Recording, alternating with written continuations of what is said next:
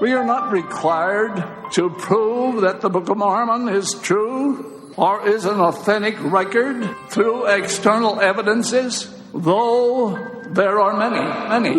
Nobody ever used iron in the New World. Nobody has ever found pre-Columbian coinage, ever.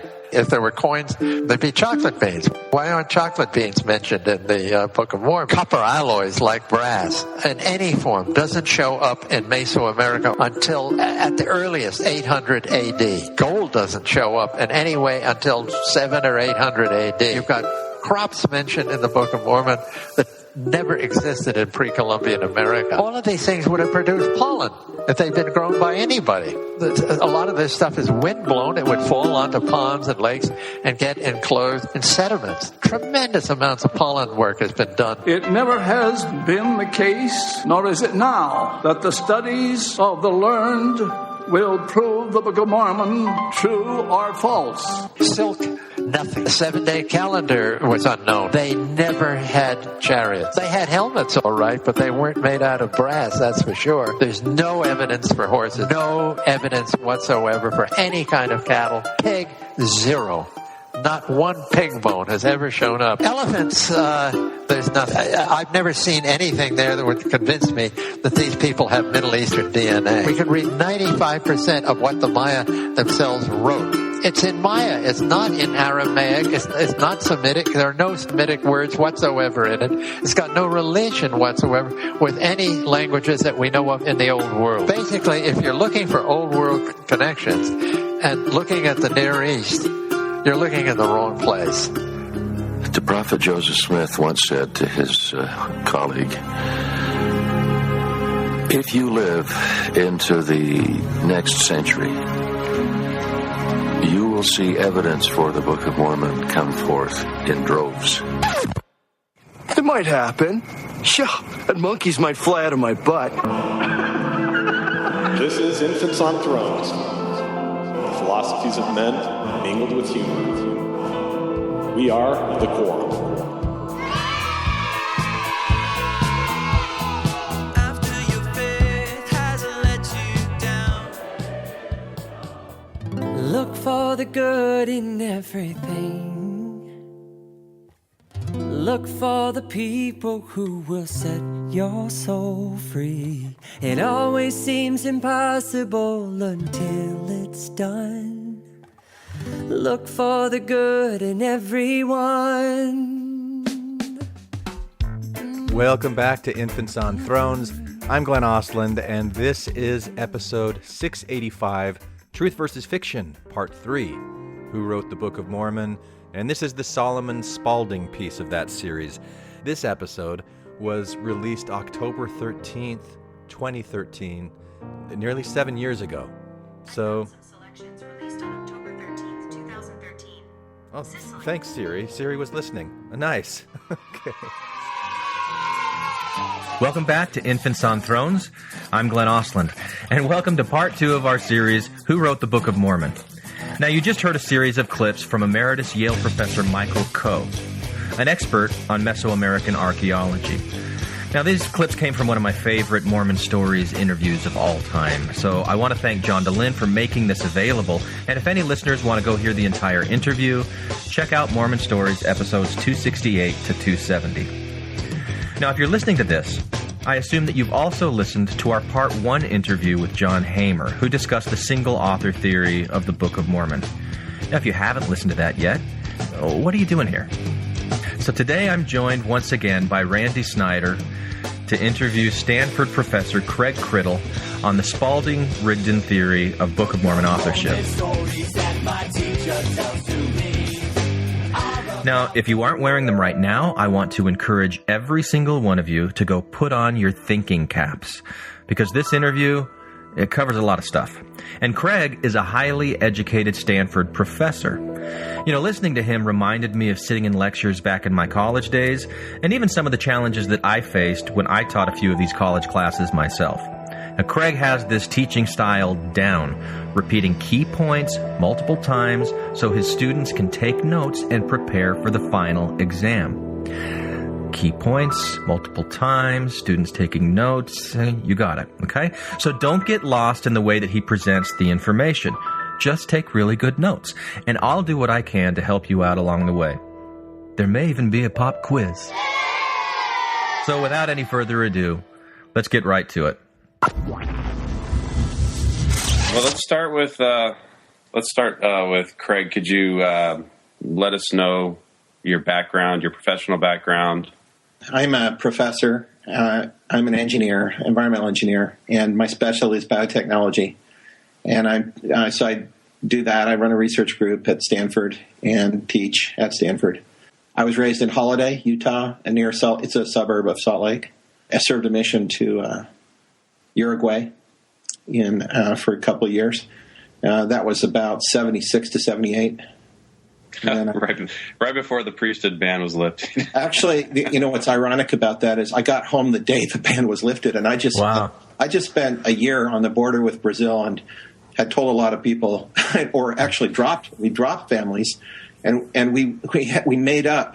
I mean, we had little lines that. I'm sort of embarrassed to say this, but I helped create apologetics for that situation.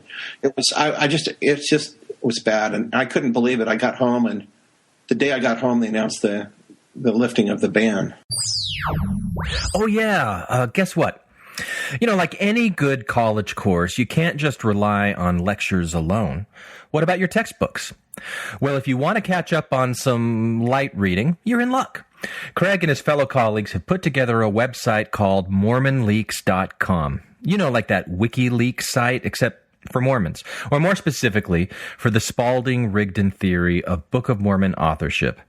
Now, this is a complicated story with a lot of moving parts. So Craig has put together a bunch of PowerPoint slides arranged in different episodes. There are currently 6 episodes, and I'll summarize each one of them for you as we move along with this podcast. But for now, write this down. MormonLeaks.com, 6 episodes, Spaulding-Rigdon theory, a lot of moving parts. Okay, go. Yeah, that was a lot of work, and by our little team of people, especially the person who was preparing the slides. She was working really late into the night after she put her kids to bed, and she's just sacrificed a lot. How many people do you have on that team? There's 3 of us. 3, wow. Including myself. Yeah. So, it's basically a little teeny team of people. And so that's it. That's all we have. Well, it's a really nice way to present the information. It's pretty complex. Like I was going through and trying to connect all the dots to everything. And it's helpful to have the slides there. I kept going back and rereading things, and it's a pretty complex story there. Well, that's a problem, actually. Yeah. Because when you have a story that probably is really, truly complex and you want to tell it, people don't want to listen to all of that. Yeah. It's just too much. Yeah. And so actually our strategy right now is just try to present the story as we understand it with as much evidence as we can, and then go back and pare it back to a simpler story. Yeah. So how long did you stay in the church after you got back from your mission? Oh, I was pretty well brainwashed. Yeah. So, I stayed in for a pretty long time. I basically, as I started to get more into science and understanding science and thinking about, things about the age of the earth and such, and Noah's Ark and things like that, yeah. I'd already basically dismissed it intellectually. What prompted me to leave eventually was I started realizing that I'd found out these things that implicated Rigdon in my mind, and I felt that it was going to be likely that I would be excommunicated for publishing the stuff I was about to. Oh, really? Release, yeah. I thought I would probably be excommunicated, and so I didn't want to embarrass my family. Actually, I think that was what it was. I just said, okay, I've got to resign, and so I wrote a 30-page resignation letter, and then 30 pages. I would say it was at least that long, and then I had it sitting on my desk for the longest time, and then finally I finally just pared it down to one paragraph and sent it off. It was kind of a strange feeling. All this stuff, I really wrote it. I think it was cathartic somehow to explain all the reasons why right. I needed to do this. And then I thought, no one's going to care. No one's going to care at all. No one's going to read it. No one's going to read it. Why am I doing this? And then I finally, forget it. And I'll just put a simple paragraph and drop it in the mail. That's smart. But, writing it out, like you said, that cathartic experience, I think a lot of people go through that as well. So did I catch it right that the things that we're going to be talking about tonight, like with Solomon Spaulding, Sidney Rigdon, those implications, that's what ultimately led you to leave the church because you thought you were going to be excommunicated for publishing these findings? Oh, I was sure I would be excommunicated. Yeah. I was sure. I was absolutely certain I would be. So what put you on this trail in the first place? Well, okay, so in the year 2000, my then father-in-law, he's since passed away, and he was very diligent in the church. Serving, I think, his third mission or something like that in Europe. And we kind of had this exchange. And one thing he asked me at the very end was, "So okay, how do you explain the Book of Mormon?" That was his big thing. Mm-hmm. How do you explain the Book of Mormon? And I said, up till that time, I'd always just thought Smith as sole author was enough. For me, I just thought it was enough. And I'd even argued that way on the internet, actually, that Smith was the author. But then he started me thinking about it, and so then I thought, I'm going to really dig into this and see if I can understand more about it. So, did he bring up, how do you explain the multiple voices and the multiple authors? Because that's kind of an LDS position that they say, of course, there's going to be multiple voices in the Book of Mormon. That's one of the evidences that Joseph Smith didn't write it. Did he take that approach with you? No. Yeah, it was more like I think the approach was, do you really think a young man, uneducated farm boy, uneducated man could write a book as complex as the Book of Mormon? That was his position, and while I did think it was conceivable, I thought that given the state of what I understood to be his actual temperament, I thought his temperament wasn't favorable for that. He just seemed too much of a. He didn't seem studious to me. He seemed like a man who wanted attention and wouldn't to make a large book like that. Joseph Smith seems like that too. Yeah. Joseph Smith seemed like that kind of person. He didn't seem like a studious individual to me. And then I started thinking, well, is there any other explanation? And so I hunted around and I ran into. There was a guy named Randy Jordan and Jeff Hamill. Yeah, I think that's right. They were posting on the Recovery from Mormonism site at that time about this other theory that I'd never heard about except once. I think I saw it in the Improvement era or something, where they said Spaulding theory debunked again or some such thing. Right. And I remember, I started reading what Jeff and Randy wrote, Randy Jordan and Jeff, and on the RFM site, and I thought, this is I've never heard this stuff, and it's really interesting. And I started looking deeper into it, and then learned about Dale's stuff, and I started reading Dale Broadhurst stuff. And I thought, this is substantial. This isn't just something you can just dismiss with a wave of the hand and say it's been dismissed. And so then I started thinking, but if it's true, there should be certain things that I could predict. And I knew that, we do work with, we track microbes in my work. We track communities, microbial communities. We look at microbes in communities. We can track their DNA, actually. We can look for their DNA inside communities. And I really thought that probably was true. There's sort of characteristic DNA signals for each species that we're trying to track.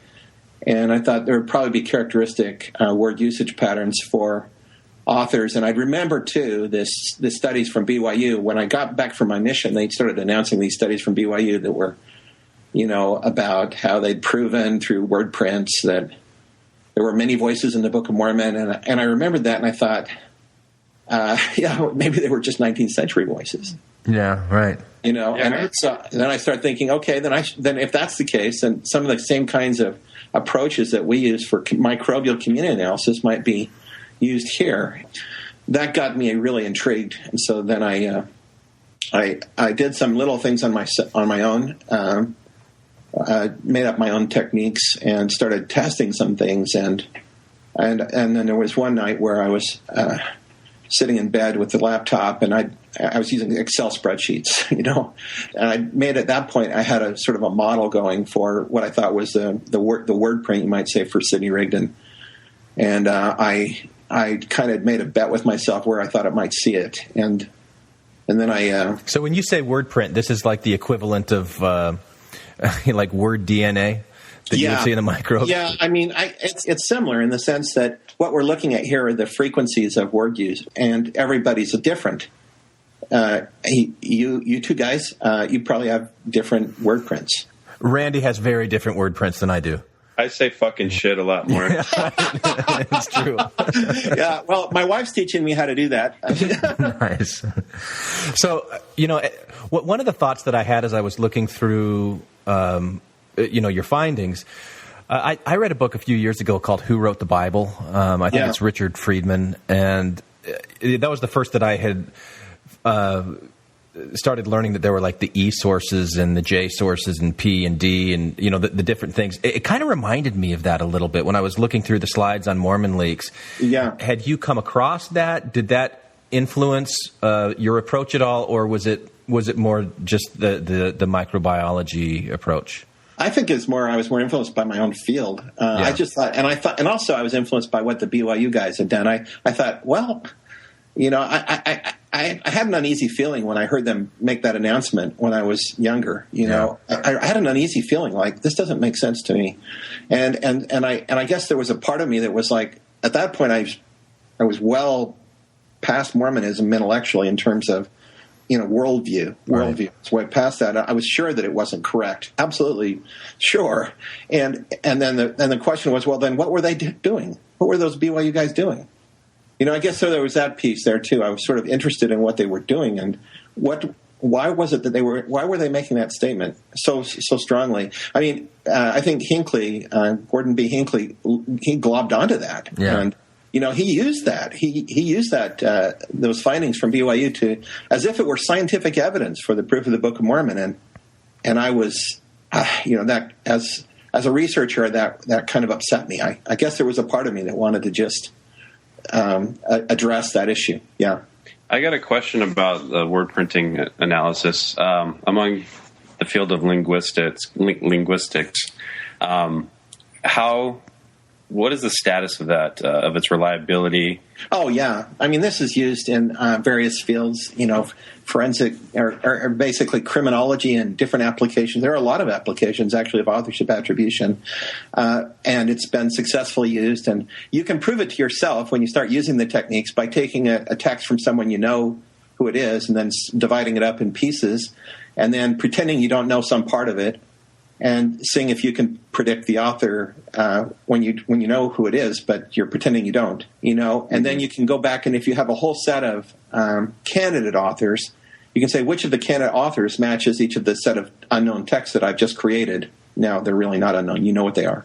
And you can see how accurately you're able to predict what they are. And it's about, when we did the Book of Mormon one, it was about 80. Our accuracy on the method we were using was 89%. So on the and you use controls as well, right? Yeah, we had controls, and so we were getting 80. So that means like almost 9 out of 10 times you would get it right, essentially, if the text really belonged to that person, and if you have the right set of candidate authors in your pocket. In other words, you have to know what the word print is, so to speak, or the word usage pattern is for a given author in order to test for that author. You have to know the fingerprint before you go looking for the fingerprints. Among a collection of fingerprints that you don't know, you have to have a collection of fingerprints that you do know, and then find the best match. And that's what we were doing. Okay, pop quiz time.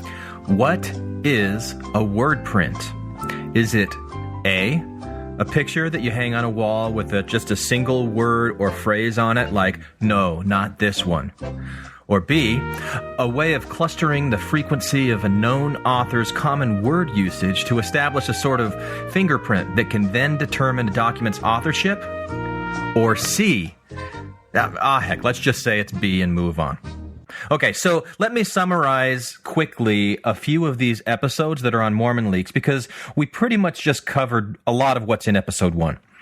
So episode 1 focuses on the contributions of Joseph Smith and Oliver Cowdery to the Book of Mormon. First, it critiques the official LDS version of how it was written, and it highlights the complexity of the story itself with the recursive nested stories within stories and the contribution of multiple editors or narrators, the internal characters Nephi, Mormon, and Moroni. And then it raises problems with the single author explanation, specifically 3 key problems: that it ignores historical evidence that Smith had help creating the Book of Mormon, that it ignores textual analysis using word printing, and that it relies on eyewitness testimony that shouldn't be trusted. It claims that using word print analysis, about 48 chapters of the Book of Mormon can be attributed to a combination of Joseph Smith and Oliver Cowdery. And this is basically episode 1. It's about 65 slides. So the conversation that we're about to have now with Craig will cover the information that you can find in episode 2 on Mormon Leaks. So let me summarize episode 2. Episode 2 introduces Solomon Spaulding, a man who wrote 2 unpublished stories about 20 years before the Book of Mormon was published. Now, let me repeat that. 2 unpublished stories, 2 manuscripts, okay? Now, there are affidavits from people who claim that they recognize names like Nephi and Lehi and Lamanites and Jaredites and a bunch of other things as coming from these Spaulding manuscripts. However, only the first one of these 2 manuscripts actually survives to this day. It's often called the Oberlin manuscript, or sometimes manuscript story, and it does not evidence these strong similarities with the Book of Mormon. So it's believed that this second manuscript, which is often called manuscript found, is the one referred to in the affidavits, the one with the strong Book of Mormon similarities. So that's episode 2. Now, also in episode 2, they go into the methodology for performing textual analysis using word printing a little more clearly. And they state that about 76 chapters of the Book of Mormon match Spaulding's word print. Now, that's episode 2. It consists of 85 slides. And I'll jump in again later in the podcast when it's time to introduce episode 3. But now, back to you, Craig. Yeah. So Solomon Spaulding, he died in 1816. Let's start with his death and kind of move back a little bit. So he died in 1816, and just to put things some firm pins in the map, 1816 death of Solomon Spaulding, and then you've got 1830 the publication of the Book of Mormon. So 14 years gap between his death and the appearance of the Book of Mormon. And then 1827 is the beginning of the Book of Mormon really coming to light. In 1827, we have announcements about that. So those are some important dates to keep in mind. And then Spaulding, in terms of his background, he wasn't that remarkable. He was a Revolutionary War soldier. He was educated at Dartmouth. For a while, he was a preacher, but stopped that, became a businessman. Had a back injury, and so that made it so that his business didn't succeed, and he needed a way to subsist, and started writing things. He thought that was a skill he had, and that he could write, so he started writing, and for entertainment, he would read some of his, for his neighbors, they would gather around, and he would occasionally read excerpts from his manuscript or different manuscripts that he was writing. And so the first manuscript that he apparently began was one that we do have today, and so that can be used for text analysis. And that manuscript is stored at the Oberlin College, so it's sometimes called the Oberlin manuscript.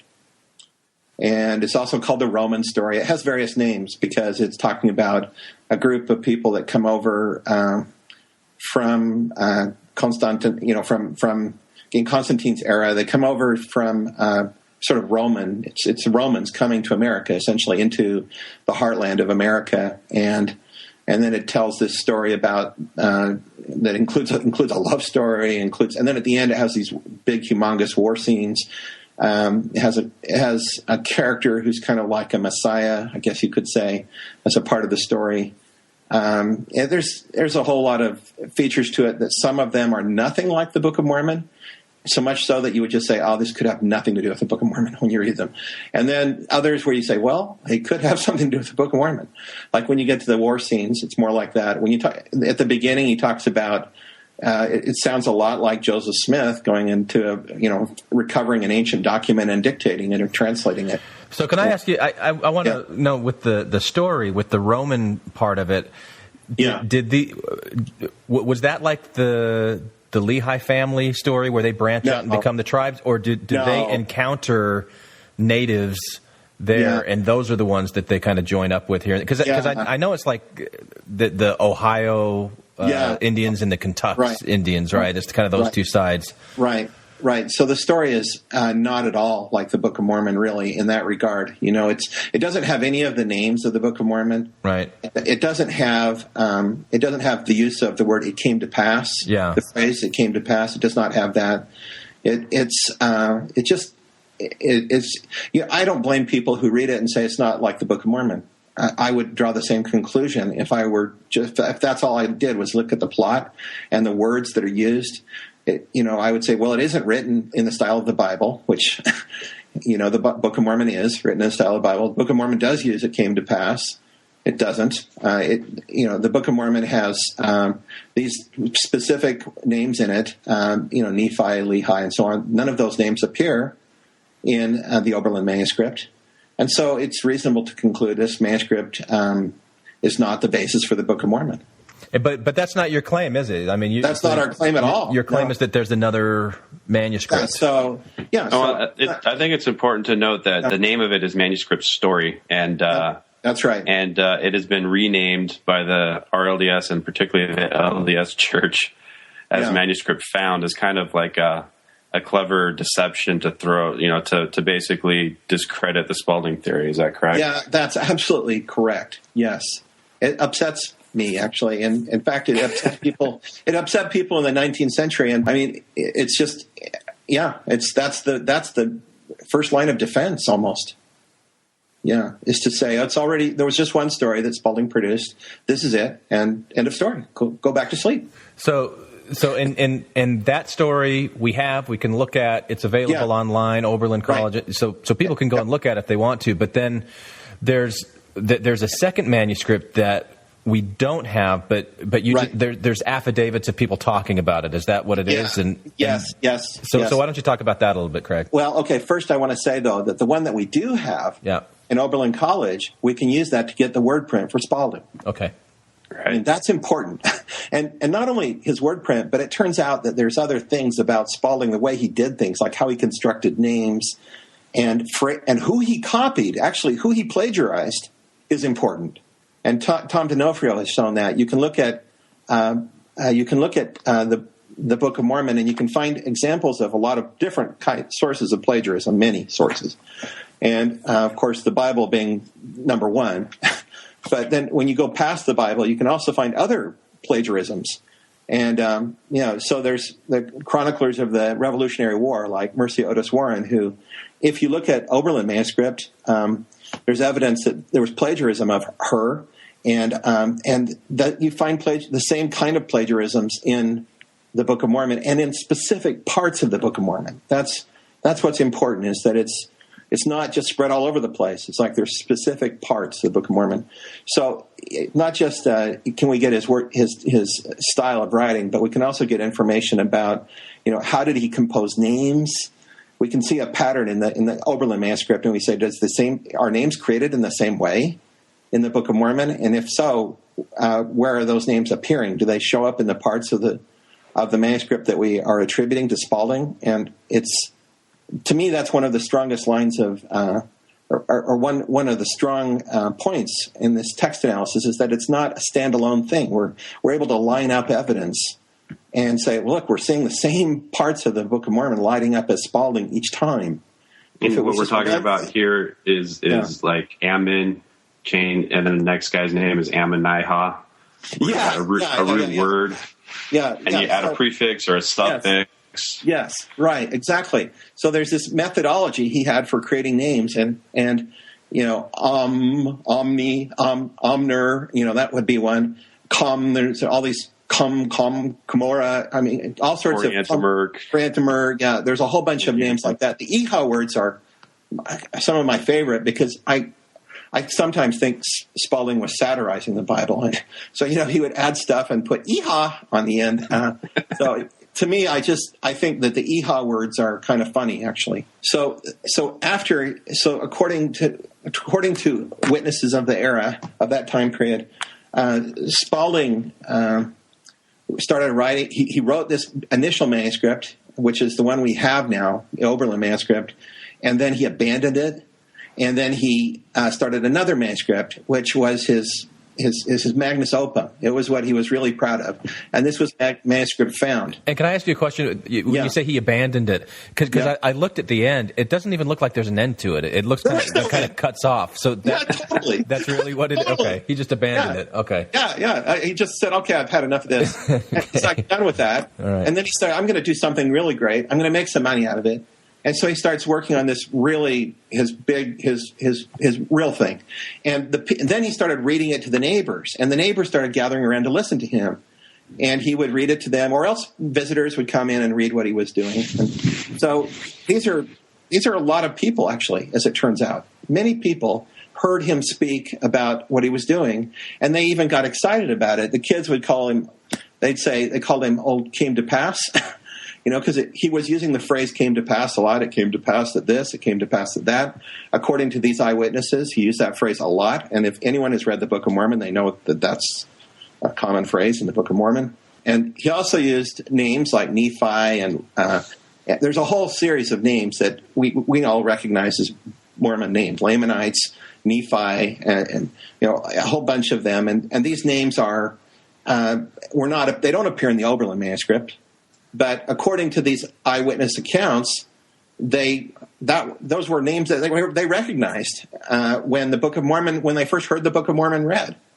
They recognized those names, and so they said, that was one of the interesting things is how this accusation came up that Spaulding. Yeah, because the Book of Mormon was spread out throughout the entire Northeast at this time.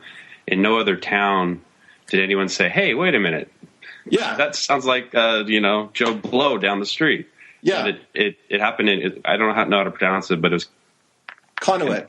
Yeah, Conneaut or New Salem, Conneaut, Ohio. That's where it happened. I mean, the missionaries go in. It was Samuel Smith and Orson Hyde. They go in and they go to preach, and they start preaching. And the guy stands up in the back and says, "You're reading from the book of my old buddy Solomon Spaulding." And what was the reaction of the missionaries? Did they leave quickly, or? I don't think I've ever read the account of what they did exactly in response to that. I don't think there's any record of that. But Nehemiah King was the name of the guy who stood up in the back, and also John Spaulding, the brother of Solomon Spaulding. He had a similar reaction. I mean, both of them were like, "What? Seriously? You're using my?" John's like, "Really? My brother's work is being used this way? How did that happen?" And so there was this group of people that started talking like this. Now, what's interesting is they didn't know anything about Sidney Rigdon. These people knew nothing about Sidney Rigdon. All they knew was that this sounds like Solomon Spaulding's book. That's what he was reading to us, and they were kind of ticked. And then separately, so the Book of Mormon published in 1830. Not very long after that, very soon after that, in Ohio, the first allegation surfaces that Sidney Rigdon was the likely author. Now that's in Ohio. In 1831, the first allegations, actually the very first allegations were Joseph Smith and Oliver Cowdery. But then right after that, the next person who's named is Sidney Rigdon. And no one knows that Sidney Rigdon has any connection to Solomon Spaulding. No one does when they make that allegation. And later, these other people who allege that Solomon Spaulding is somehow connected to the Book of Mormon, and they're upset about it because I know he wouldn't have approved. They don't know anything about Rigdon. Okay, so there's separate groups making allegations, and no one knows that the other one, the person they're naming, is connected to the other person who was named, right? And so, right. So I'm saying these are independent allegations, and that's just think about what that means in terms of the probability that would occur, and then you would find a strong connection between the two, especially when the first one, Spaulding, was dead, and we then find that Rigdon had plenty of access to Spaulding. Okay, so now we are getting into the information presented on Mormon Leaks as Episode 3. Episode 3 introduces Sidney Rigdon as the connection between Spaulding and Joseph Smith. It also introduces Sidney Rigdon as the main contributor for the more religious portions of the Book of Mormon. It shows the connection between Rigdon and Spaulding and how Rigdon could have possibly obtained a copy of this second manuscript found, and why Rigdon would be interested in such a thing in the first place. Now, there's a lot of information in Episode 3. You'll hear it in the conversation that follows. On Mormon Leaks, Episode 3 has 132 slides. So, here you go. So let's talk about that a little bit. What is the connection between Rigdon and Spaulding? Yeah, so Rigdon was to earn a living. He was a tanner, and so he'd make book bindings. And these book bindings, he would leather book bindings, and he'd take those to the printer in Pittsburgh. It was a man named Silas Engels, and that was his. And then the printer was linked into a publishing company, and so there was this little operation going there to make books, basically. And Rigdon was the supplier of these leather book bindings. He was also, he'd also received training as a Baptist to become a Baptist preacher. So he was very much interested in religion and trying to get into the ministry. And then you have this his occupation to keep him alive is to be a tanner, and he takes stuff to the bookshop, and he probably loiters and reads things all over the place there. He liked to read. He was a heavy reader. He loved to read and bragged about it. And at some point he was able to get his hands on that manuscript. Well, yes, that's the Spaulding Rigdon. Now we're getting to the Spaulding Rigdon theory. Yeah, and this first was alleged in 1834 by Eber Howe in Mormonism Unveiled, and this is where the two people that were independently named as likely authors are connected. Is in Mormonism Unveiled in 1834. And Howe was basically the one who wrote the book, or is thought to be the one who wrote the book. And there was an investigator that worked for him, a man named Hurlbut. And Hurlbut, his first name is Doctor, which is a funny thing, but he's not really a doctor. It's just his first name. So anyway, that's very perplexing, actually, when you first hear it. So Dr. Hurlbut was an investigative guy. He was hired by an anti-Mormon group in Kirtland to go and investigate these about the Smiths, to look into the Smiths. He travels around gathering evidence, and they agree to pay him a certain amount for this evidence. So he goes to Conneaut. He collects a lot of testimony. 8 of the statements that he collected end up being printed in Mormonism Unveiled. And then he also collects other evidence, from people who knew the Smith family, all sorts of things about their money digging and things. And so if you haven't read Mormonism Unveiled, I highly recommend it. It's a really good book. And it's cited quite a lot. So ironically, a lot of people cite the stuff about the Smith family and give credence to it, the testimonies related to the Smith family, and then they dismiss completely all the affidavits collected relative to the Spaulding allegations. I should say this would be people who are in the firm camp of Smith as the only author, which right. So they believe the money digging Hurlbut affidavits, but not the they're inconsistent. Right, they're inconsistent in what part of the Mormonism Unveiled is acceptable. Part of it is not acceptable and should be dismissed, and part is acceptable. Now, there's a really critical moment in this story with Hurlbut. He actually acquired a copy of manuscript found from the wife, the widow of Spaulding, but at some point he never gives it back as promised, and then it disappears, and there's no evidence for it, but it's believed that he sold it to the church, who desperately wanted it to destroy it. Yeah, that's correct. I mean, basically, Hurlbut. There's different points of view. People have different points of view about Hurlbut. Some people, most people agree that he wasn't really a good guy.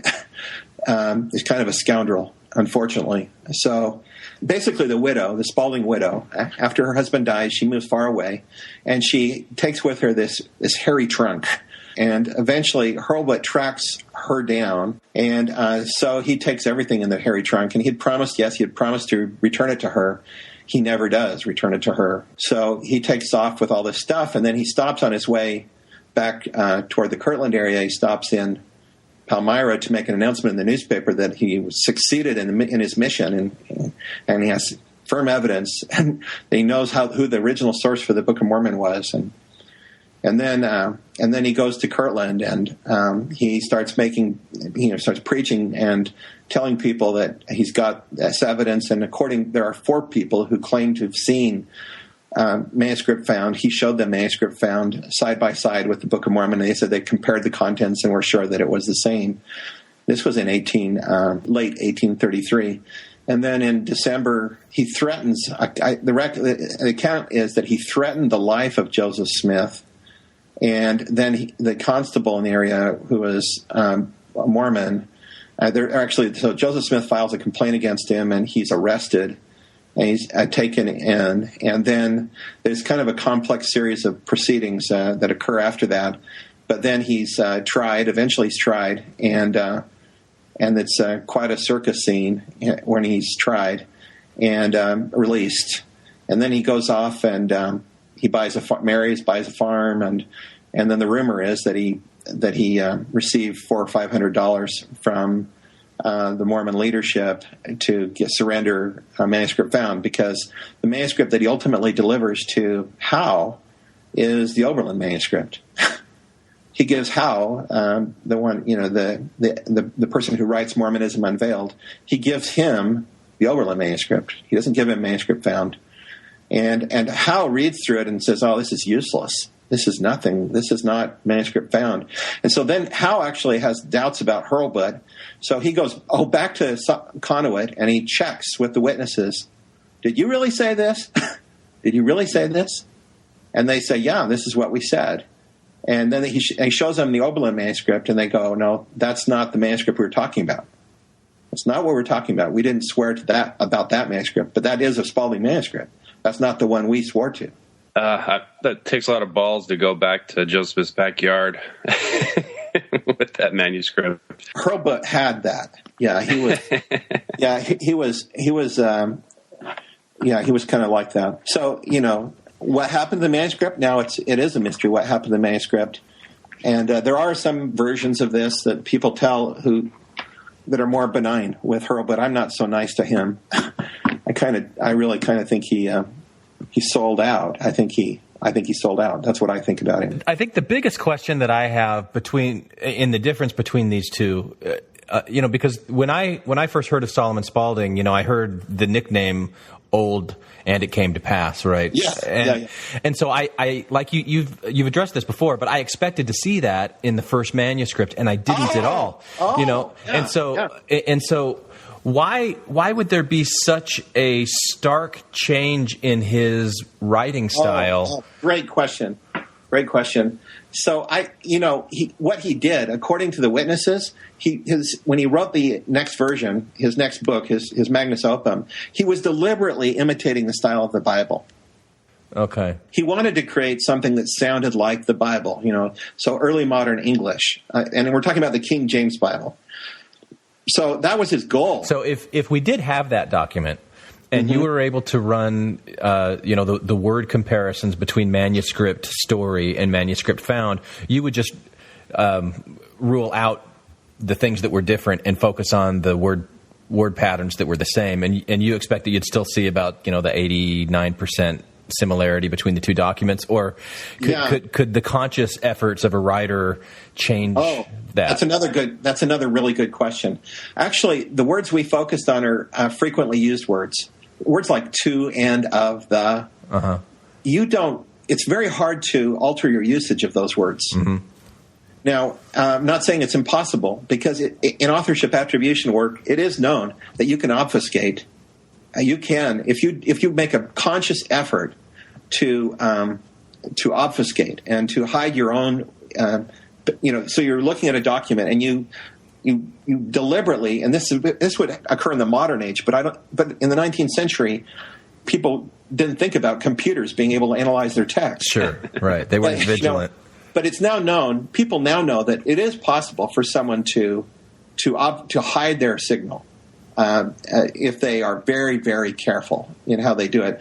But you'd have to be very careful and deliberate, and you'd have to be anticipating that someone would have the ability to do that, which it really takes computers to do. Okay. Yeah, like trying to change your handwriting would be kind of similar. Yes, right. Okay, so we've established that there was this second document that doesn't exist anymore, but that Sidney Rigdon had obtained a copy of that at some point. It looks like, but it was a different copy than the one, obviously, that Hurlbut had. Well, Hurlbut ended up with a copy that the widow had in her trunk. Okay. The version that was in there was probably his, some original version of manuscript found, probably, if I had to guess, unedited. But we know that he took it to this publishing shop for publication. We know that it was prepared for publication, so there was an edited version created there. And that's not the one that was in that his widow had. Yeah. That his widow had, right. So the thought is that at some point when that publishing house went bankrupt and they sold their manuscripts, that it got sold, or somehow Sidney Rigdon got a hold of it at that point. There's at least a couple of possibilities there. According to some accounts, he knew Solomon Spaulding. He knew Solomon Spaulding and wanted to, and thought that this was great stuff. And Spaulding was suspicious of Rigdon, according to some accounts. And so that's one possibility, that as a teenager he was there and had access. And according to one account, he took it home. It disappeared for a while, and they didn't know where it went, and then it reappeared, and he was blamed for its disappearance. That's one account. So that's one possibility, that time period. But later, in 1823, Rigdon's a preacher now in Pittsburgh. And at that time, the publishing shop has changed hands, and they went bankrupt. And so then the question is, what happened to all the manuscripts they had there? We know the widow couldn't get them because she was like 500 miles away when they went bankrupt in 1823. So if there was anything edited, from Spaulding that was hanging around the shop, it's possible Rigdon could have picked that up then. Mm-hmm. And so on the website, Mormon Leaks, you use some pie charts that are pretty visually impactful. That show this small piece that was probably Joseph's contribution, a smaller piece that was probably Oliver's contribution, and a big piece that was Spaulding, and then not quite as big Rigdon. So how do those pieces come together? That the manuscript found document was actually the foundation for a lot of the Book of Mormon, and then Sidney Rigdon wrote some things in addition surrounding that, and Joseph did, and I guess Parley P. Pratt was involved in that as well. Yeah, that's so it's sort of like a layered thing. Yeah. So the theory is that essentially Rigdon he has the document, and according to one witness, Reverend Winter is his name, who visited Rigdon in 1823 about that time period. He had it and he even showed it to Winter and talked about it freely with Winter. So at that time, if it's true that he had it in 1823, as Winter reportedly did say, then he wasn't trying to do anything with it. He was just happy to have it. Mm-hmm. Okay, and so then that would mean that the idea to do something with it came later. And so what happens is that his tannery goes out of business, or he sells out of it. I'm trying to remember 1825, I want to say 1825, and then he goes off into the wilderness now with his family to Bainbridge, Ohio. And some background on this is that he was a follower of Alexander Campbell. Campbell really likes Rigdon initially, and Rigdon likes Campbell a lot. Okay, so they start off on really friendly terms, and eventually Rigdon is excommunicated by other members of his congregation, who don't like him, and there's a group that rises up against him, and he's basically thrown out. And then he goes off he sells his tannery, and he goes off into the wilderness to Bainbridge, Ohio, and so up to this point in time, he's up until 1823, 1824, he was a Rigdonite. But increasingly, he's having disagreements he was a Campbellite, but he's increasingly having disagreements with Campbell over various points of doctrine, and it's starting to really get edgy between the two men. And one of the important ones is the value of the Old Testament, right? Oh, absolutely. Yeah. So Gifts Campbell, of the Spirit.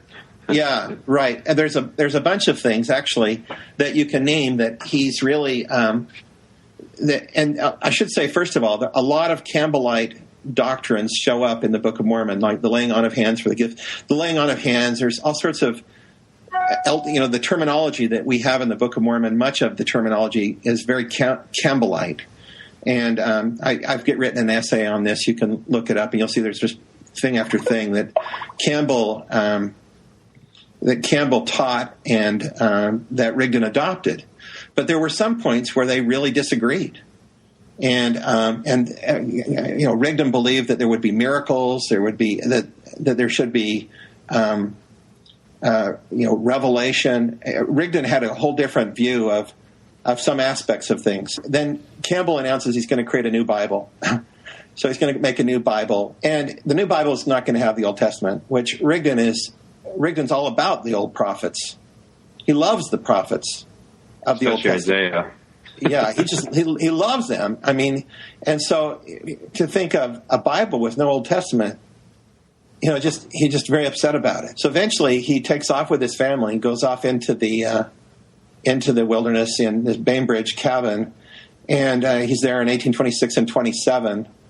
And there he reportedly, according to people who knew him there, he was busy working on something. And there was a maid, Dency Thompson is her name, and she lived there as a live-in help with the kids. There was a pretty big family already by that time, and she's live-in. And later, in her old age, she said that's where the Book of Mormon was composed. And so the basic theory is that Rigdon inserted his theological beliefs into the Spaulding base text, which he had and which was written essentially in the style of the King James Bible already.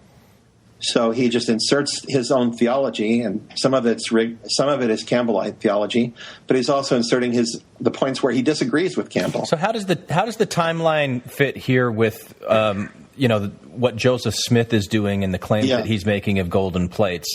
Have he and Rigdon met at this point and formed a partnership, or what's going on here? Oh, there's a real question when they met is a question. So there's this reporter named Gordon Bennett. He's writing about a preacher named Rangdon, or he calls him Rangdon. He doesn't call him Rigdon. He calls him Rangdon, the wrong name.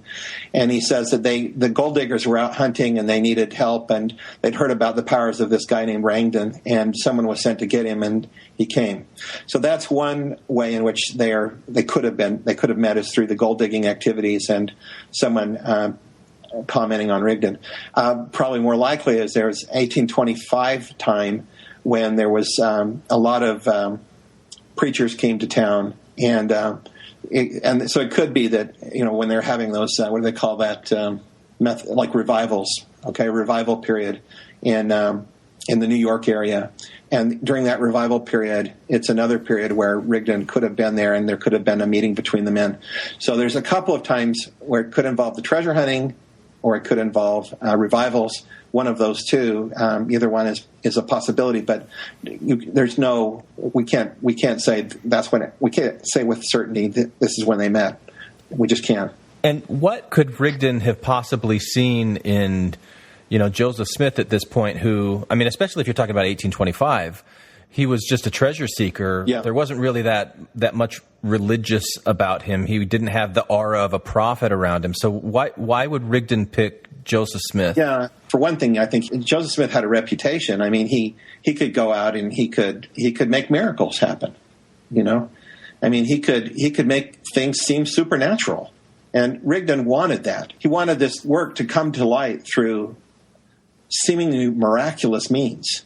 I mean, he was advised. He had this mentor, Luman Walters, who reportedly advised him to find a book. Luman Walters had a copy of Cicero's Orations, and he would read it to people and tell them that it was the story of the ancient Americans, and it was really, Cicero's Orations is in Latin, and so he had this manuscript, and he would tell people this, and it was part of his con, and he told Joseph Smith he should get his own book.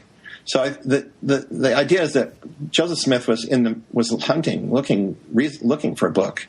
He wanted a book. I think Rigdon had a book, and he wanted a book. You know, if Rigdon's working on a book, and he's kind of picked Joseph as being the conduit through which he's going to publish it to the world, then you get into the question of how it's written and how they're collaborating over this distance and getting portions of text back and forth. And absolutely, yeah. So in Mormon Links, we get into the more details on that with showing the locations of the individuals involved in Ohio, New York, and then later in Pennsylvania. So, and you can sort of see how we think it probably transpired. So there is evidence that in 1826, Joseph Smith was tried in a court in Bainbridge, New York. There's two Bainbridges. So in Bainbridge, New York, you've got Joseph Smith being tried and found guilty. What he was being charged with had to do with all his money digging and the way in which he would deceive people, I guess you would say, con people out of money for digging on their property and finding stuff. So he was being charged there, and he was found guilty. And then he was given leg bail. And according to these accounts, he went west. And according to one account, he went up west to basically back where his parents were, up in Palmyra. And then according to the one account, he goes all the way from there on down into Ohio. And in Ohio, there are people who say that Joseph Smith met Sidney Rigdon in Ohio, that they were seen together there, and that the two men hung around together and then took off. And according to one account, they went off to Pennsylvania together. So that would have been in the spring of 1826. So after the trial in Bainbridge, New York, then you have this account that says that that Smith went to Bainbridge, Ohio, and met with Rigdon there. And there's some gaps. Aren't there some gaps in Sidney Rigdon's schedule that leave that possibility open? Yes, right. And so actually, that's one thing that Fawn Brody missed when she was critical of the Spaulding-Rigdon connections, is that there are gaps that are sort of conspicuous and important gaps in Rigdon's schedule. And for that particular time period, I don't remember exactly how long it was or anything, but it's not, let's put it this way, there's no evidence that contradicts the idea that Rigdon and Smith were together at that time. So that's presumably the first time they would have met, then in 1826. Or actually, it would have been, I don't know if it would have been the first time, it would have probably been the second time, because I mentioned already the earlier accounts, the 1825 kind of revival type meetings, or the treasure hunting accounts, the reporting of Gordon Bennett that suggests that they were together through the treasure hunting activities. Okay, now we are about to get into the information that you find in episode 4 of Mormon Leaks that's called the Gold Bible Company. Now, this introduces the conspiracy between Sidney Rigdon, Joseph Smith, Oliver Cowdery, and Parley P. Pratt, with the Spaulding manuscript, the manuscript found, as the base text for the Book of Mormon. It suggests that Rigdon and Smith met sometime around 1825 or 1826 and planned this whole thing out years prior to their official December 1830 claim of their first meeting. And it also details the specific role that each of these men played in the compilation and the publication of the Book of Mormon, especially going into a lot of detail on Joseph Smith, his background as a money digger, the occult influences in the Smith family. That's episode 4, and it consists of 197 slides. So we're going to talk a little bit about the Gold Bible Company here. So you have this thing you've dubbed the Mormon Bible Company. Yeah, the Golden Bible. The Golden Bible Company. I'm not the one who came up with that name. I mean, that's how they called it. I thought of it as the Gold Bible Company. Well, I'd kind of like to talk about that, because it's your theory requires a conspiracy of 4 men. So maybe you could talk about how Parley Pratt and Oliver Cowdery round out this quartet of con men. Yeah, Oliver Cowdery was involved in pamphlet selling and books and peddler. He also got involved in printing, according to some accounts. He also was involved in, basically a peddler, I guess would be the best way to put it, is a peddler of books and pamphlets. And he traveled that route between New York and Ohio a lot. And then Parley Pratt was another man who did that. He was thought to be a tinsmith and who made that same. He was also a peddler. And so both men are peddlers who made the route from Ohio to New York. Now, Pratt, according to his account, he lived, I forget where exactly, but it was not too close to Rigdon. It was pretty far from Rigdon in Ohio. But his brother lived fairly close to Rigdon. And Pratt became a follower of Rigdon and was a Rigdonite, right? He was a Rigdonite.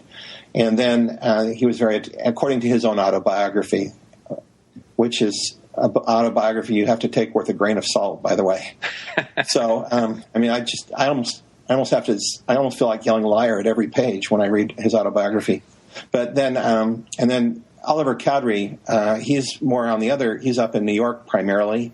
That's where he is at, and he's got a lot of family there in the New York area. He's sort of a distant cousin to the Smith family, and he's so his interactions are more with Joseph, and you would say that Parley Pratt's are more with Rigdon. But the four of them together created the Book of Mormon. So they're the ones that are the Gold Bible Company, basically. Right. It's those four individuals, right. and then with the Solomon Spaulding manuscript. Right, and there's a financier here, and the financier is Martin Harris. Yeah, and that's so. Really, you asked the question earlier, Glenn, about why would Rigdon want to pair with Smith? Well, one possible reason would be that he knew that if you don't have money, you don't print a book. You do not print a book. He knew that because he saw that happen to Spaulding. He'd had interactions with that print shop. He knew that you had to have money to get it printed. And so he had an incentive to find someone who could raise money as well. And Joseph Smith looked like a guy who could make it look supernatural. He could potentially raise money from the farmers. And so Smith targeted Harris as his dupe because he was wealthy and very incredibly credulous. Yeah, and actually, one of my questions before I read your Mormon Leaks was why, if Oliver Cowdery was already in the area and part of this conspiracy, why would he have Martin Harris be his scribe on the first 116 pages? And the answer is because he needed to convince Martin to yes. pay for the printing and the publishing yes. of the Book of Mormon. Yes. That's and then right. once all that fell apart, then that's when Oliver came in. If the theory's true, yes, Oliver right. came in.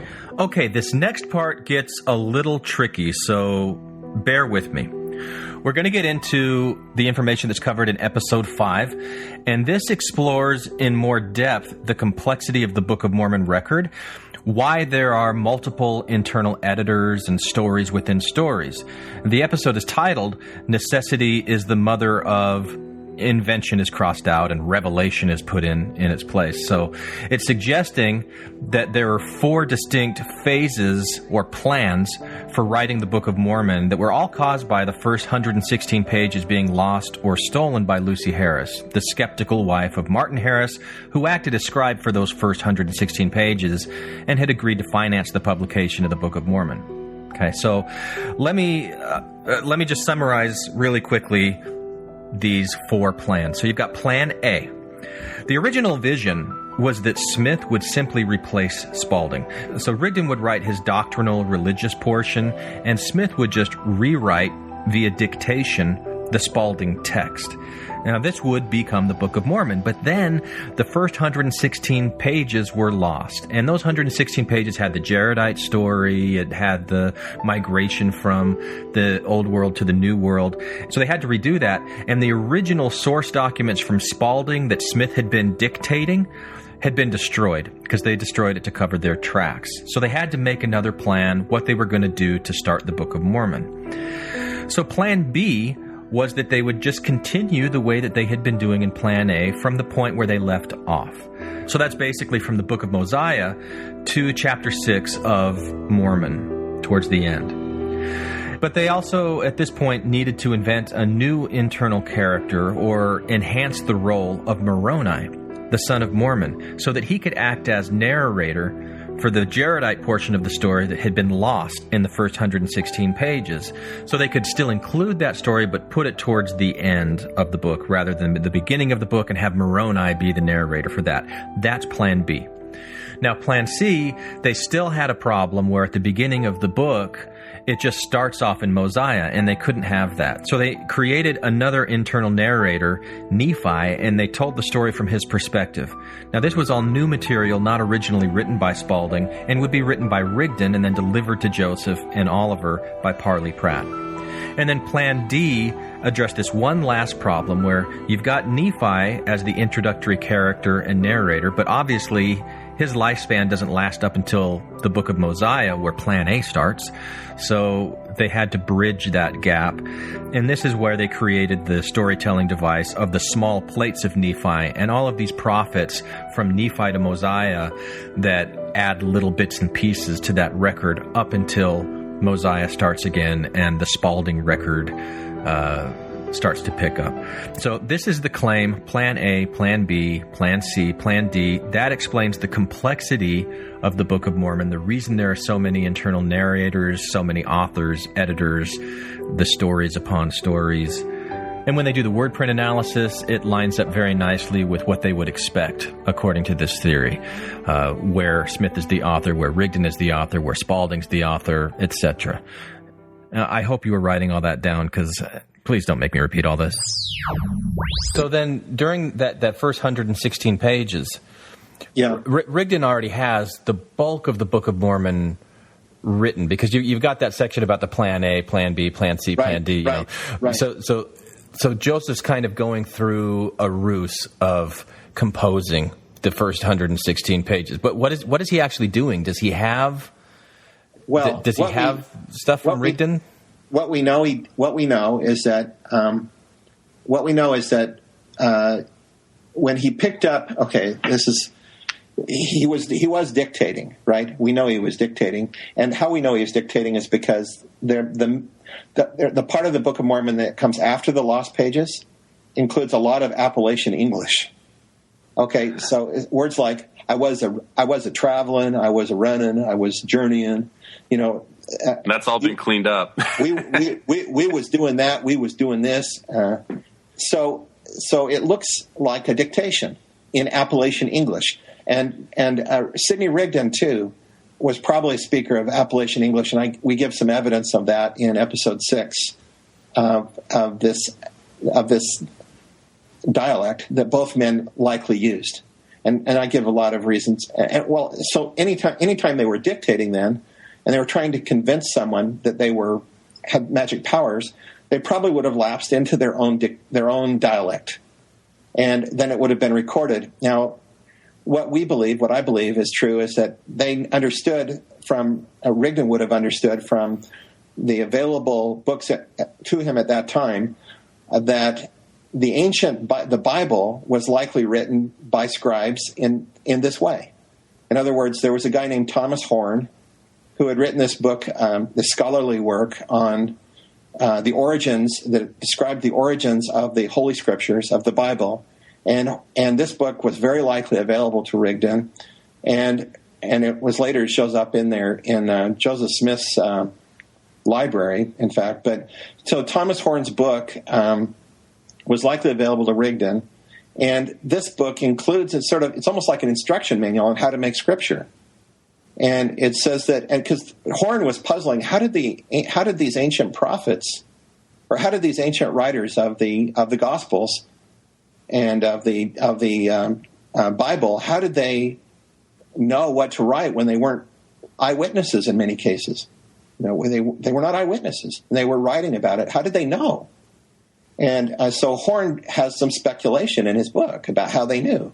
And that he said his thinking was, they would study, they would write stuff down and think about it. They would think about things and memorize things, and then they would start writing, and God would not let them err and would allow them to express themselves in the manner that they were accustomed to.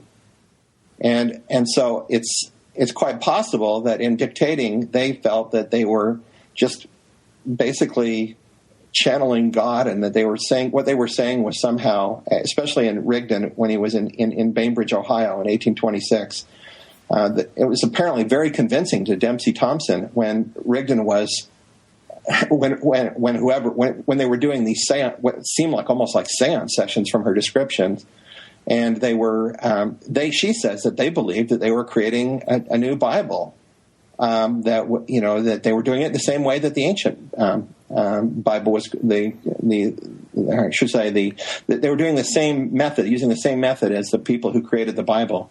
So you're talking about Rigdon's methodology as he was writing, okay? Right. I'm saying that. So in 1826, let's say that, Dempsey Thompson said there were several people there. It wasn't in adjacent places, not just Rigdon that was in the home working on this. Yeah.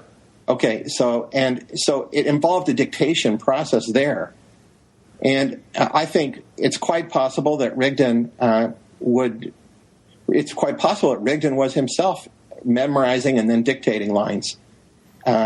He would have done so in Appalachian English. So that would have been one place where you would get, if you have scribes recording things and other people dictating, you would have basically this kind of Appalachian English pattern showing up in version 1.0 of the Book of Mormon, which is going to come out in, basically created what comes to them in 1827, in which Martin Harris then does the first 116 pages of that with Joseph Smith. Joseph Smith was probably using the same method as Rigdon. But was Joseph Smith telling a story that Rigdon had provided to him, or was Joseph Smith coming up with stuff on his own in concert with, like a master plan? Yeah, I think my best guess is that he was involved in the 1826 meetings in Bainbridge. So he would have been part of that group. So they storyboarded their plan A, right, and said, okay, Joseph, you take, here it is, whatever, you take Mosiah, you take whatever it was at the time, and those are the things that he was dictating to Martin Harris. Right. Okay. And apparently, in some accounts, Harris was behind a curtain. So he could have just had this document that he had helped create, and he and Rigdon, from a Spaulding base text, had already helped create. He and Cowdery and Rigdon probably, and then he's just dictating it, and Harris is recording it, and so all he has to do is read it actually, and then Harris just records it because there's a curtain separating them, and he's already told Harris not to look under this certain cloth, and because he'll be destroyed, penalty of death, penalty of death, and so Harris is convinced that Smith has these magic powers, and so he's not going to look under the cloth. So Plan A produces the first 116 pages, which are then lost because of Lucy Harris, smart. Right. And then, so that was probably in the Appalachian English, but it's lost. It's gone forever. Now you got Joseph as a deer in the headlights. What to do now? Yeah, what to do now? And he then comes up with a story that the plates have been taken away by the angel, and he's lost the ability to translate, and he's being punished for a season. And then you have the Book of Commandments, section 4, which talks about how he lost this power. And BC2 is where the first one. Yeah, that one's BC2 and BC9 involve both ends of where he loses it and then gets it back. And you did a word print analysis on BC2, and it's in Sidney Rigdon's writing style. Right, exactly. That was a connection that really I didn't read that till today, and I was like, wow, that's pretty cool. Yeah, Rigdon. Actually, that scripture is really interesting. Book of Commandments, chapter 2. I hope people will read that, because that. When you think of Rigdon as the author of that, the author is writing about him. He's condemning Joseph Smith and Martin Harris, and then he's also. It's clear that he's referring to how they neglected the counsel of their director. And so Rigdon's speaking in the voice of God, because we're attributing this chapter to Rigdon, and he's speaking in the voice of God. And he's speaking about himself in the third person, and this is a pattern of Sidney Rigdon over and over again, which which I think is actually probably something to do with a brain pathology, which we could go into that later, I guess, if you're interested. But I think he is. You could sort of think of Rigdon as a sort of split brain. He thinks he's hearing God, and he can speak for God, and God can talk about Sydney through him. So in BC 2, when Joseph is chastened and for putting trampling under his feet, whatever the words of the director.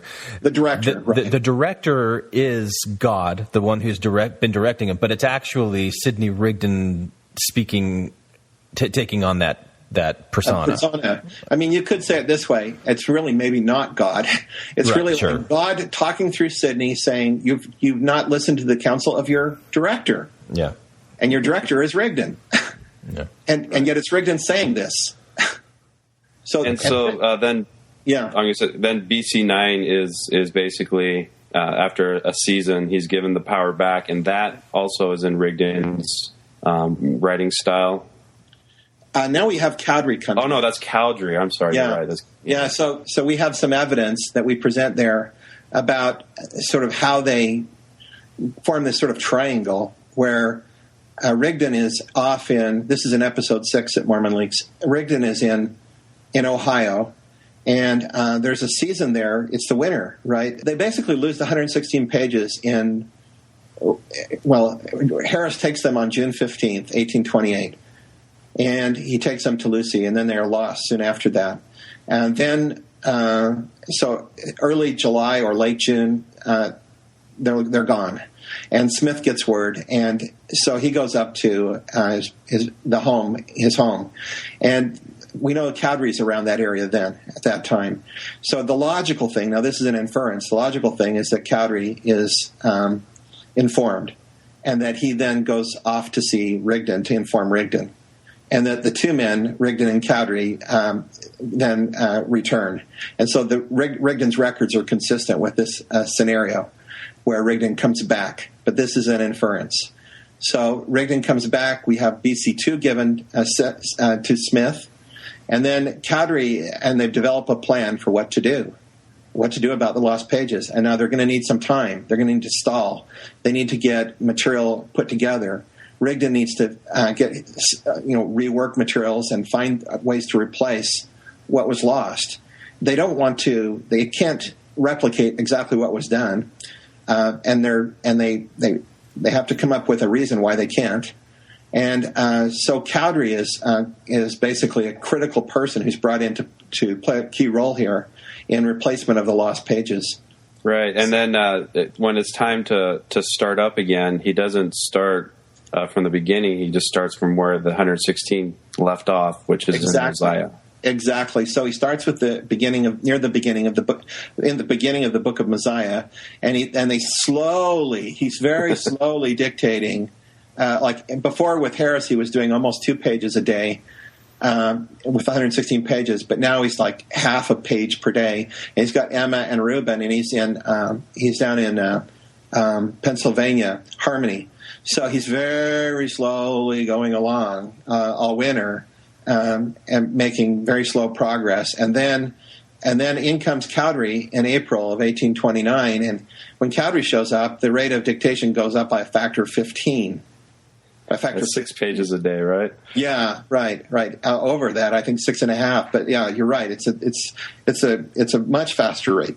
It jumps way up because now Joseph Smith doesn't need to worry about conning anyone. It's no longer a con. Now he can dictate and he can pull the stuff out openly in front of Cowdery and just start going. He can start reading, and Cowdery can start recording because they need to get everything into Cowdery's handwriting. Right. They need to get it into the scribe handwriting. They can't have it in the handwriting of, it could have been Spaulding with Rigdon insertions or, other kind of handwriting. They have to get it into Rigdon's or Cowdery's handwriting. And so then this segment is still Plan A in the Appalachian English, and it goes all the way until 3 Nephi 11, right, when Jesus comes? Is that the Plan A segment? Actually, yeah. So there in that part, what we're seeing there is an insertion that seems to have occurred right in that summer So it's an insertion where most of the text you just described from Mosiah on up to 3rd Nephi, most of it, with some exceptions, is attributed to Spaulding. A lot of it is attributed to Spaulding. But then there's this gap right around 3rd Nephi, right where Jesus Christ appears. And that all the attributions, well, there's the Bible part, of course, that's basically copied from Matthew, from the Sermon on the Mount. But then after that part, you've got basically Rigdon showing up. So it seems like Rigdon in 3rd Nephi introduces Jesus Christ to America, and then you have it go back to the other style, and it continues on until about Mormon chapter 7. And then the next thing that happens is, now what we envision is that Rigdon goes back to Ohio, and he's got to prepare material during the winter of 1828, 1829. And he's got Pratt to help him. And to do this, they first of all, they look around what material do they have that they can add. And there is this account of a Canaanites and Jaredites. It's another Spaulding account that they have access to, another Spaulding account. So they've got the Spaulding account of the Jaredites and Canaanites, and what to do with this. And they make a decision that they need to bulk up the Book of Mormon, but they can't put this at the beginning of the Book of Mormon, because if the lost pages are found and compared with this, they would be exposed as frauds. And so they decide, well, we'll just put it to the back end of the book, and it will buy us time, and it adds bulk to the book. So they don't want to put all of it in. So they split it, and they just have the Jaredite account. They take the Jaredite account, which we now call the Book of Ether, and they stick it in there at the end of what we were talking about as Plan A. So now you have the Book of Ether introduced, and we have a new character becoming an editor, and that's Moroni. Before, it was just Mormon, and was the only editor, and that's why we call it the Book of Mormon, right? But now we have another editor introduced who's going to edit this larger Jaredite account, and that's Moroni. And so Moroni comes in, and he talks about, at the very first part of Moroni, of the Book of Ether, Moroni is the speaker, and Moroni is talking about his making how he's abridging these much larger record of the Jaredites, and that he won't tell the reader anything about the time period before the Jaredites, but that's available. This earlier time period is available. And actually, if you want to look at that scripture, it's quite amusing to read it. But so he's just going to say, I'm not going to talk about all this other stuff that came before this time, but here's what I'm going to tell you about the part about the Jaredites. And so he tells the story of the Jaredites and hints at the Book of Moses. He hints at the Book of Moses right there at the beginning of the Book of Ether. The Book of Moses is the prequel to the Book of Ether. So what that means is that this gives Rigdon a nice thing, because he can hang on to this revelation for later use, this Spaulding document for later use. And so they insert the Book of Ether. It's helping buy time. And then now they get to a point eventually where they need to replace that front end. What to do with the front end? And Cowdery's been thinking about this and working on it, but they're not having a lot of success. And so there's they introduce a new editor to the book, just like they did at the back end. The third editor is Nephi. And so they think, we've solved the problem we'll make Nephi into an editor where he's editing the account of his father Lehi. We'll do that. We'll make him into the editor. I mean, so basically they found that there's this strategy that Spaulding used of using a character in the book as an editor of some larger manuscript, right? Spaulding apparently did that with Mormon as his internal editor. And now you've had Moroni as an internal editor. And now you add Nephi as an internal editor. Now then they get into a problem with Nephi because he dies before the beginning of the book of Mosiah, right? Oh, yeah. So then they have to come up with this it's ad hoc, So what they have to do is they have to invent something for the gap between Nephi's death and the beginning of the book of Mosiah. And so the final solution is the small plates of Nephi. And the small plates of Nephi are handed down from Nephi to, from prophet to prophet, Nephite prophet to prophet, until you get to precisely the beginning of the book of Mosiah. And then of course, we're done with that. Yeah, and there's that strange, I can't remember if it's the Book of Omni, but it's like, and I had the plates and I didn't do much, and then I gave it to the next guy. And then I had the plates and not much happened, I gave it to the next guy. It's like, fast forward. Right.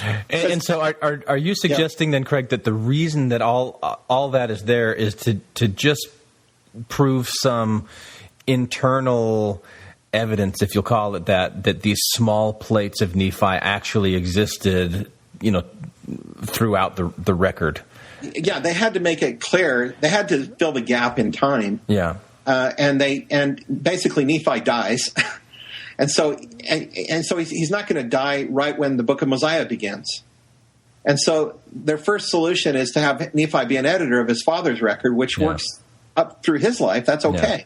But as minute he dies, now you've got to do something else. So the final plan, what we call Plan D in Mormon leaks, Plan D is, okay, got to hand it on down and basically you're going to have two sets of plates that Nephi's abridging. And he's basically got a theological version that he's going to hand on down, from Nephi prophet to prophet until you get to, and this is the small plates of Nephi, right? And they're running out of space. Yeah, they're running out of space, right? Yeah. So I don't want to hear Randy's answer on this because I already know your answer, Randy. I'm going to ask you, Craig, because Randy and I have talked about this. So if you have Oliver Cowdery, I'm sure this has come up before, Craig. Oliver Cowdery is in on the conspiracy. Sidney Rigdon's in on the conspiracy. They both Parley Pratt, but he never Cowdery gets excommunicated in 1838. Rigdon is kind of out of favor, during the Nauvoo period, and has that incident with his daughter Nancy Rigdon, which was a pretty public incident repudiating the polygamy, approach that Joseph took. So there were times when both of these guys were really upset with Joseph. Why wouldn't they have blown the whistle, even if it was to try and make themselves look a little bit better, or say, hey, you guys, Joseph isn't what you think he is? Yeah, well, I think that a good answer to that is that these men were incredibly desperate, first of all, in establishing this collaboration. They were financially destitute, and they needed to get together to do something about that. And they were very ambitious men. And so they ended up creating an institution that they profited from. And then for them to turn against the founder, or to turn against Smith, you could say, to turn against him and expose everything that had happened, well, they would be themselves hugely discredited. Their reputations would be ruined. They wouldn't have any chance. And so I think it rests with this huge ambition of each of these men. If you look at Rigdon, a very ambitious man, and he goes on to lead congregations later. You think he would have been able to lead congregations later if he'd turned on Smith? Absolutely not. And the same. And if you look at Cowdery, he went on to have a legal career, and he was hoping he had political aspirations, as did Rigdon, and so these are not people who could stand to have skeletons in the closet disclosed. Right.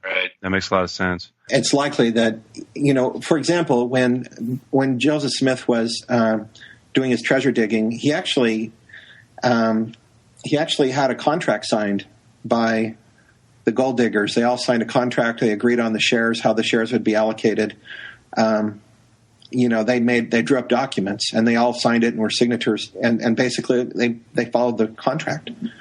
And so, so I can imagine a scenario where that occurred, or something similar to that, where they all made a covenant or contracts, deep, serious covenants about this, because they all knew that there were serious consequences that could come from this. I mean, that seems plausible to me. Now, the other thing I want to back up on is I don't think necessarily that this happened quite the way you just described. Okay. In other words, I think that it's quite probable or quite possible that Cowdery, for example, and Smith even, but certainly Cowdery could have been duped, and Rigdon, or Pratt too, maybe, by Rigdon in Bainbridge, Ohio. Right. I mean, initially, I think he was such a, you've seen crazy people out there.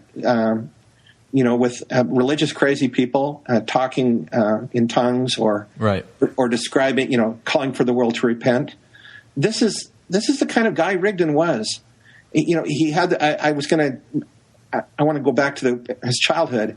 He was 7 or so when he was riding with his father, and he fell off the horse, and his foot got caught in the stirrups, and he got dragged, and he had his head banging against the ground. And his brother, his older brother, who was later a physician, said that he changed, that it affected him, and that he became a good candidate for involvement with religion, a new religion. And so, if you read Rigdon, and I've read a lot of Rigdon, he does this first person, third person switching a lot.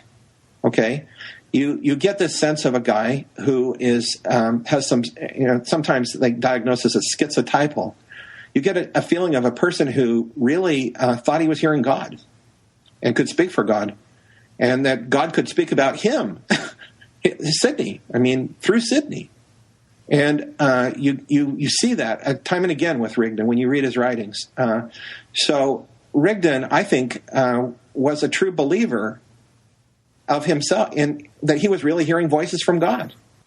I believe he was. So what you're suggesting is that Pratt may have completely believed in Rigdon, and helped collude with this, but not like as a con man would, but like as a believer, like the pious fraud type thing. Exactly. And that Cowdery would have done the same thing then maybe with Joseph. I totally think that they could have believed him. Yes.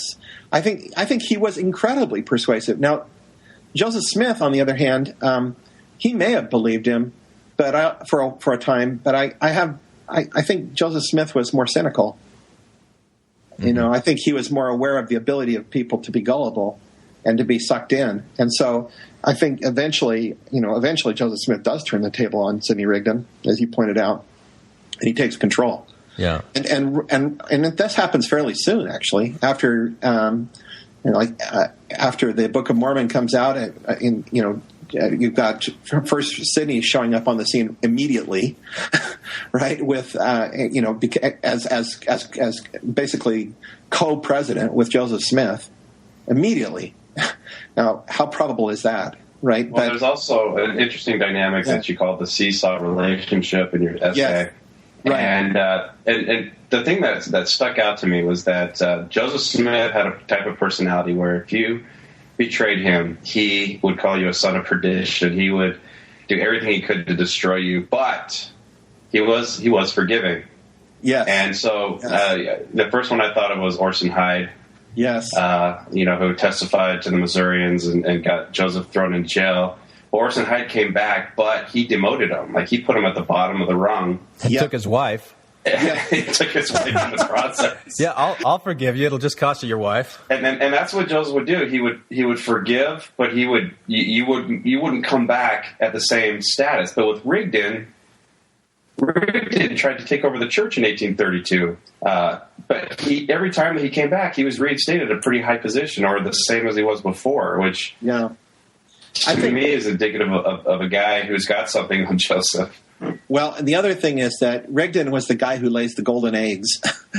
I mean, when we look at the Book of Commandments, unlike the Book of Mormon, in the Book of Mormon we see all these we see Spaulding in the Book of Mormon. We see Pratt in the Book of Mormon.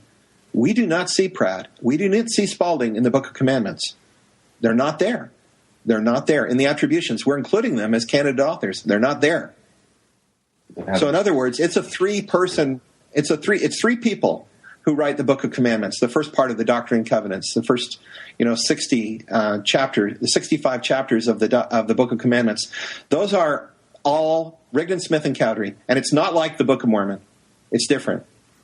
So I want to go back to a comment you made a while ago when you were talking about Cowdery coming in as translator and how that process just sped up because they didn't have to, fool anybody. So, I mean, that would suggest that Cowdery was pretty well in on it and not like he was a fervent believer in Joseph the way that Pratt was of Rigdon, right? Well, wait a minute. Okay. You see, suppose the document that they had came from that time period in Bainbridge, that's what we believe, right?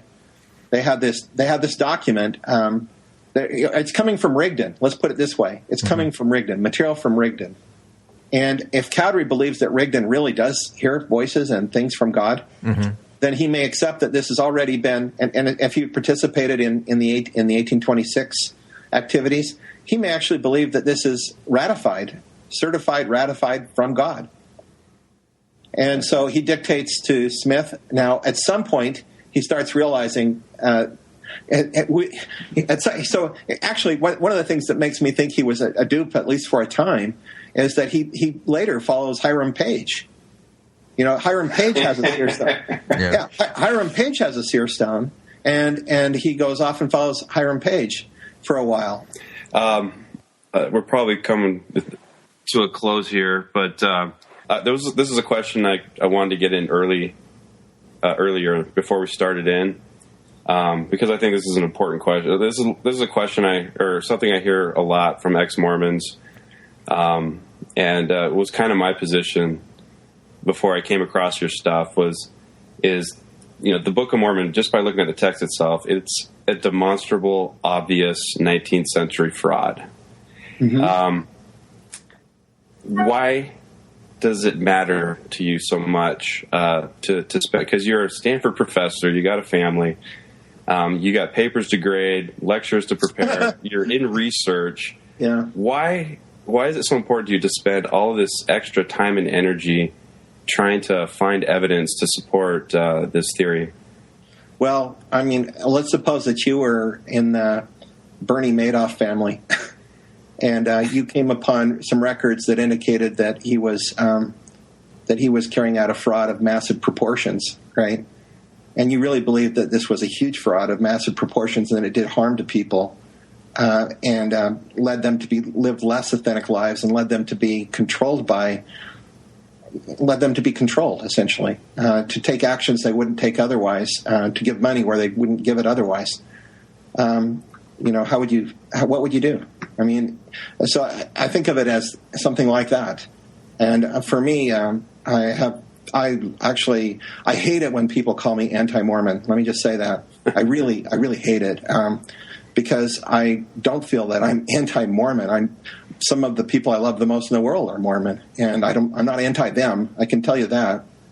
And so what I want to be is pro getting the truth out to people. Not anti-Mormon. I hate that word. Yeah. So because I actually want to be pro-Mormon in the sense that I want to get the truth out to people I care about. And now I don't want to force that on anybody. And I'm not interested in that. If someone is happy where they are, fine. But if someone is curious or is struggling with trying to live within the box or the narrative of Mormonism, and they find it really disheartening and difficult for them, then they deserve to know the truth. If you are some poor person who is giving money or trying to invest money with Bernie Madoff, and then you lose everything. You lose your family and everything because you did all that. You trusted him. That's an extreme case. But, there are people who give a lot of money to the church, a lot of time to the church, and pay a price for that. And that's not everyone. There are people who are happy where they are, and that's fine. If they don't look at my stuff, I'm not bothered by that. I just would like to get information out that will help people who want to understand where things came from, how their tribe originated and developed, and will find it liberating for them. I hope. That's my hope.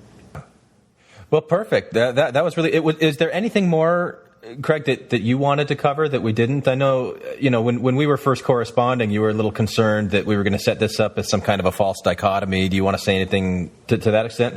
I actually want to say, I guess, as I would like to extend an olive branch to the people who think of Smith as sole author, in the sense that we're not saying we actually do in Mormon Leaks chapter 6 or episode 6. You see it. We do identify places that looks like Joseph Smith contributed, and they're the places you kind of expect, really. Places like where Joseph is talking about, him being where there's this prophecy of Joseph, talking about Joseph the patriarch, and Joseph, son of Joseph. Right, Joseph, son of Joseph would be this great, like unto Moses kind of thing. There's Lehi's dream, which is Joseph Sr. There's some key things where you would say, God, it makes sense if this was Joseph Smith. All this, the Gazelem stuff, the sinking treasure stuff, that chapter goes to Joseph Smith. Right. I mean, we're seeing chapters that go to Joseph Smith that make sense.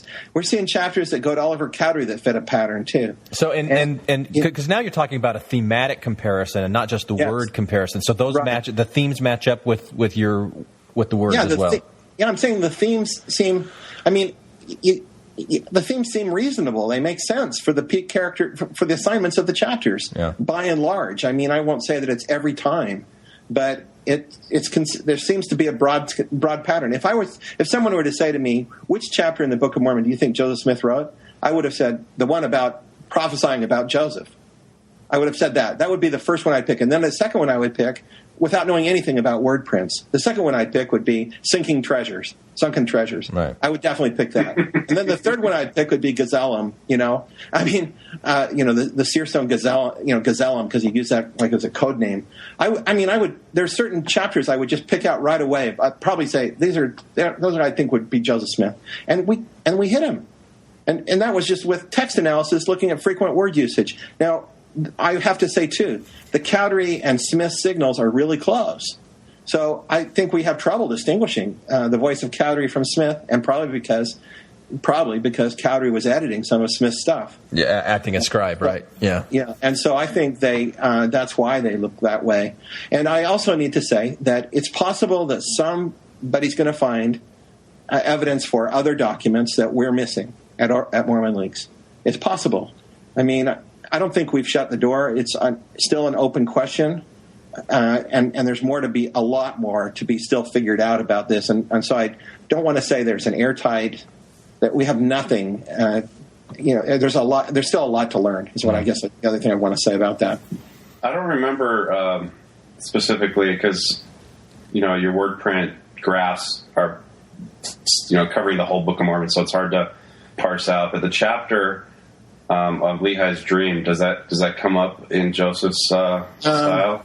I want to say that the interpretation of the dream comes up in Rigdon. There's Nephi's interpretation. Chapter 11. Yeah, the Nephi's. And I think the other one, I'd have to go back, but I think it's Pratt. And that's interesting, actually. I think it's Pratt, but I'd have to check on the Lehi's dream. Yeah, it might be Spaulding, but I think it's Pratt. And so Pratt, actually, we're going to talk more about him in the next episode. He's very interesting, actually. And I don't know how much I want to say about that, but there's more to come. Cool. See, yeah. Okay, I'd like to thank Craig for taking the time to come on and talk us through this theory. There's a lot of substance here to be considered, and nothing that should just be casually dismissed. Now, there's a reason I'm saying that. We've already recorded our panel discussion for part 3 of this 3-part series, and let's just say it got a little spirited. Now, in addition to that panel discussion, I want to include more voices and more opinions, so I'm asking for your help. I've already asked several friends from the podcasting world to chime in with their opinions, and I want to extend the same offer to as many of you who want to weigh in on this yourself. Now, I'm not looking for expert opinions here, just listener response to 4 basic questions. 1, do you think the Book of Mormon authorship is an important question to consider? 2, what stood out to you the most from these first 2 episodes? 3, is there anything that you think we missed? Something that should have been considered that wasn't? And 4, who do you think wrote the Book of Mormon? So if you want to be involved, contact us through our Facebook page or through our website.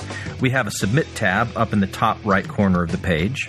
Give us your information and we'll get in touch with you. But there isn't a lot of time, so get it to us before Wednesday, October 16th, and we'll do what we can to publish it. All right? And before signing off, I want to thank those of you who have been filling out our survey. We currently have 132 responses, and they help us understand who you are and what you want to hear. So we'll keep that up for a while, so go to our website and fill it out if you haven't already, or just go take a minute to look through the published results. Some pretty interesting stuff. And finally, a special thanks to those of you rating us on iTunes, my personal favorite kind of feedback. We currently have 29 out of 29 5-star reviews, and I'd love to keep that streak alive. I also love reading the different reviews that people post there. So here's the most recent one from Ron P. on October 9th. Ron says, "Solid gold. Irreverent, humorous, unorthodox podcast about issues surrounding Mormonism. I'm not talking about the boring stuff you hear at church. These guys talk about the crazy stuff. Stuff the church would rather keep under wraps. You know, the fun stuff." Well, thanks, Ron. I think it's the fun stuff, too. And I'm really happy to be getting this kind of feedback and also the listener essays that have been contributing to the content of our podcast. So please keep sending them in. And thanks again for listening. Randy, do you have anything you want to add? Anyone for the closing prayer?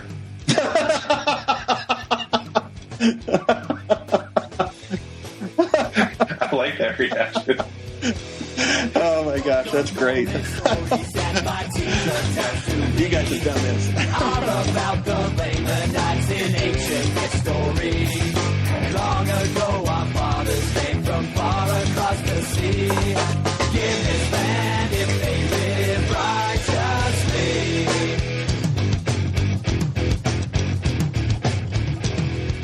Lamanites meant others who were seeking their Thank you for listening to Infants on Thrones.